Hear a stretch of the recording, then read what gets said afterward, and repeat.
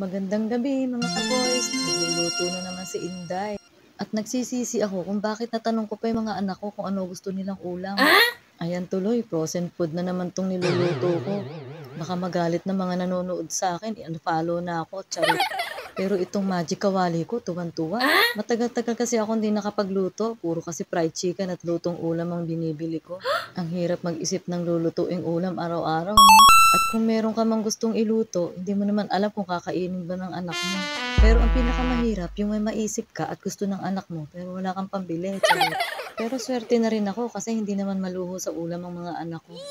Luto na ang chicken nuggets na isa sa paborito ng bunso ko. At ngayon, magpapakulo naman ako ng tubig. Mga ka-boys, ganito rin ba kayo magluto ng kanton? Ako kasi nilalagay ko muna sa mangkok yung sauce, saka ko hinahalo. At ikinakalat ko pa yan. Yung iba kasi, pagkalagay ng noodles sa plato, tsaka palang ilalagay ang sauce. Sus, kahit ano gawin dyan, kanton pa rin yun. Ito talagang konsensyo ko, lagi na lang akong kinokontra. Charot, okay na din tong pansit kanton. O tara na, kain na tayo. Masarap kasi itong kainin hanggat mainit. O paano guys, sa susunod na lang ulit ah. See you, bye!